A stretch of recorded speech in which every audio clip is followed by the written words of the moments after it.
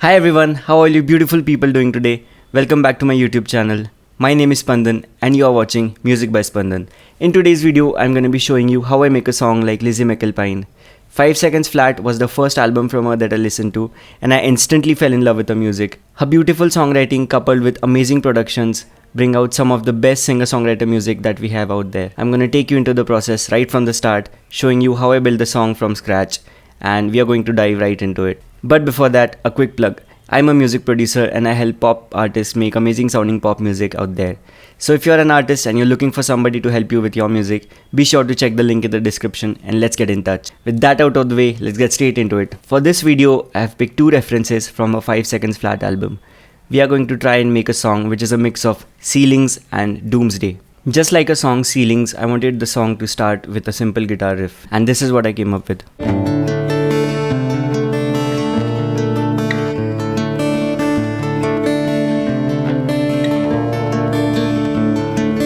Now this is the first half of the guitar riff.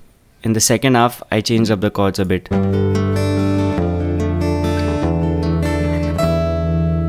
One thing that I would like to highlight here is that I tuned my guitar to the DAD-GAD DAD-GAD tuning to play this riff. The way I've laid out this guitar riff is such that the first half of the guitar riff plays the intro and then moves into the verse. The next thing I wanted to add was some guitar chords played by a single strum. So this is what I did.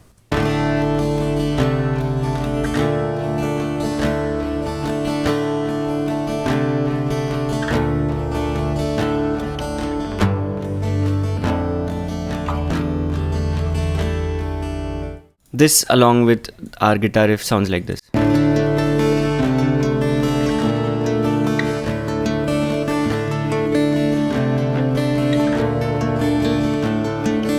And arrangement wise, the guitar chords come in the second half of the first verse, right before the pre-chorus. So one thing I noticed in Lizzy's productions is that they try to use acoustic instruments as much as possible. So I went in and played the same chords on the piano to back the guitars, and it sounds like this.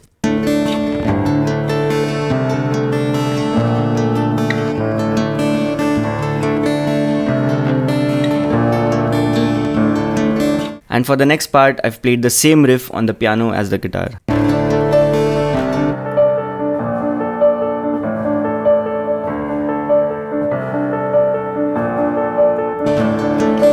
Now you can already see the song taking up its shape, and the next thing I wanted to add was some ambient synths and some ear candy. And because the feel of the song sounded dark to me, I added some synth elements to elevate this feeling. This is the first thing that I added.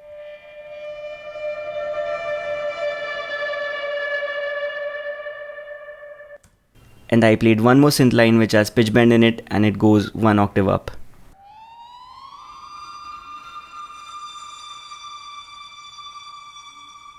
It sounds very spooky by itself, but with the song, both the elements sound like this.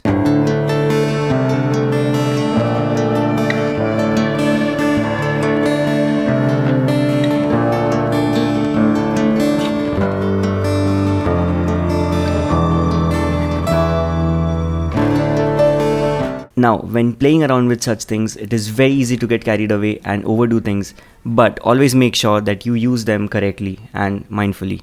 I also felt that the second half of the first verse sounded a little stagnant and needed some elevation. So the next acoustic instrument that came to my mind were strings. So I added 2 layers. One is the solo violin and the other is a string ensemble.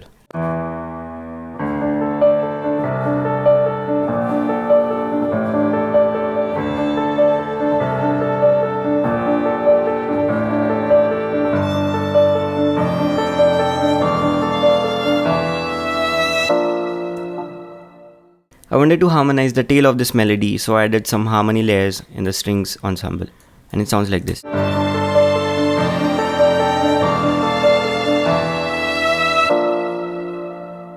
And with the other instruments, it sounds like this.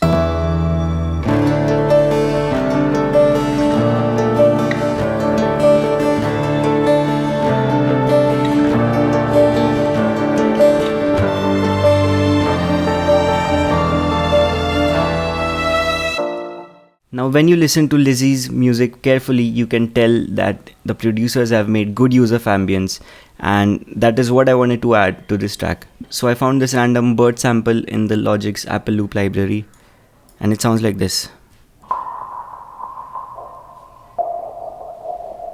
So one more interesting thing I did to add ambience to the track was I picked up this piece of paper, put it on the table, and tapped on it in different rhythms, and I added it to the track. It sounds like this.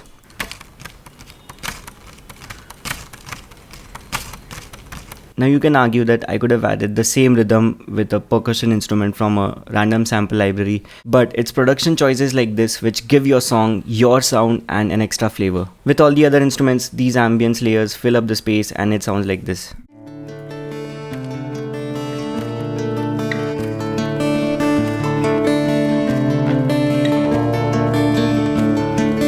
Towards the end of the first verse, I ended up adding some more layers as ear candy and transition effects to elevate the song even more. One is this low strings layer.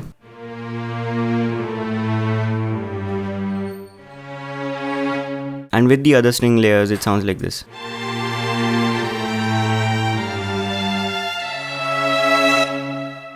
I added a reverse piano effect. The way you achieve this is you just take a piano chord. So I chose this chord because we are leading it into the next section, and you bounce it. The key command in Logic is Control B. You bounce it in place and then you reverse it. And one more thing I like to do with my reverse effects is that I like to add some distortion onto it, and I use the Sound Toys Little Radiator plugin on maximum setting, and that is what gives it the flavor. I also found this swell sound on a random synth library, and I did the same. I reversed it and added some distortion to it and faded it into the next section. Now from here I decided to give the song a break of 2 bars and then lead into the chorus so that everything drops and there is no instrument other than the piano playing.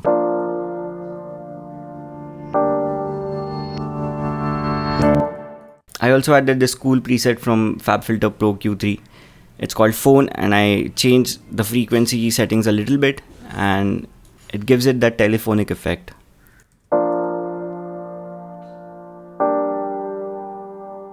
Now we move on to the next section, which is the chorus of the song. For this section, I changed up the chords completely because I wanted to start with a new chord progression. These are the chords that I ended up putting in.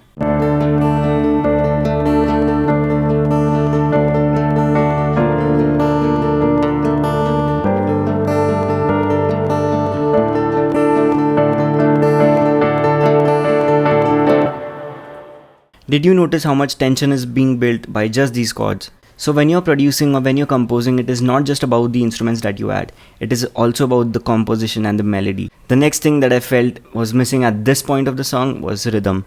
So I added a drum groove, which sounds like this.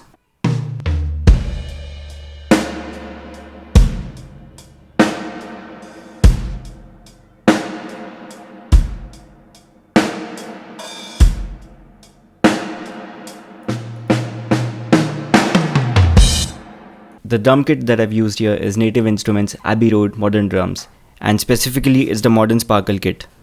And I've divided the chorus into 2 sections. The first half is mellow while the second half is powerful. It sounds like this with the drums.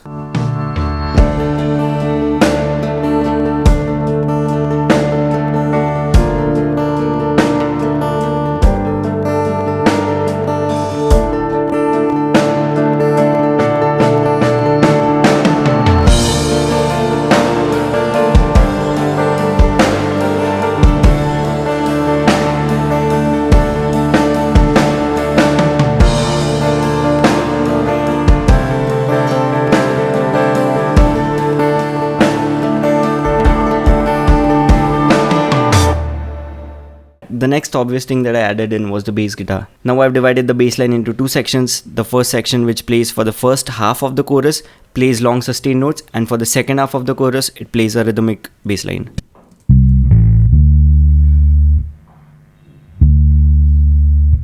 This is the first half, and the second half.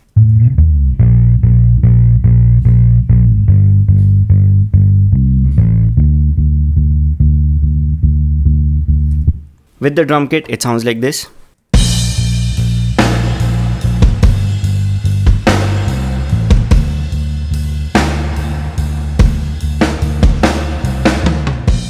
I want to show you one more quick little detail that I added to the drums. I found this Foley hit and I added some distortion and EQ'd it a bit and played it behind the snare so it sounds like this.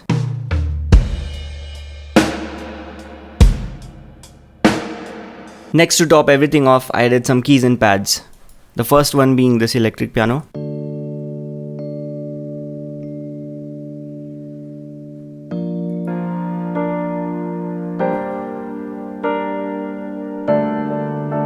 Next, I added a different electric piano layer. It sounds like this.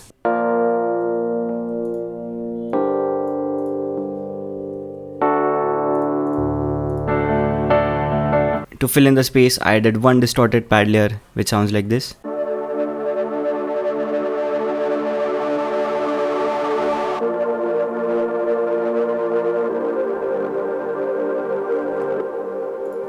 And finally, one bright pad layer.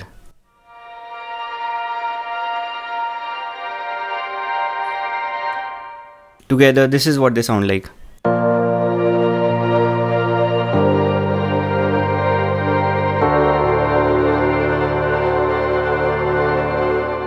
One more ear candy that I built out of this electric piano layer is this.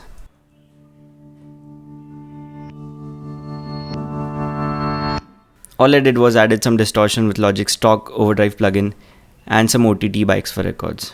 And to top it all off, I added this one single solo violin layer.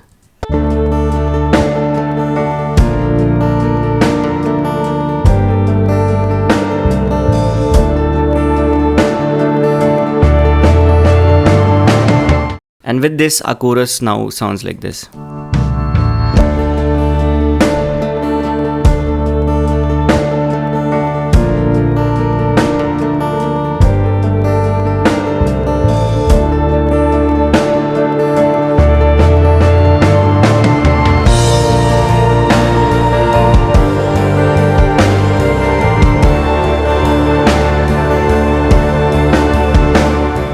So that is it, guys. This is how I would make a song like Lizzy McAlpine.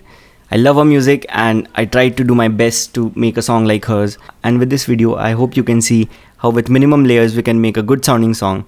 And yeah, with that, let's do a quick rundown of the whole track and play it from start to finish.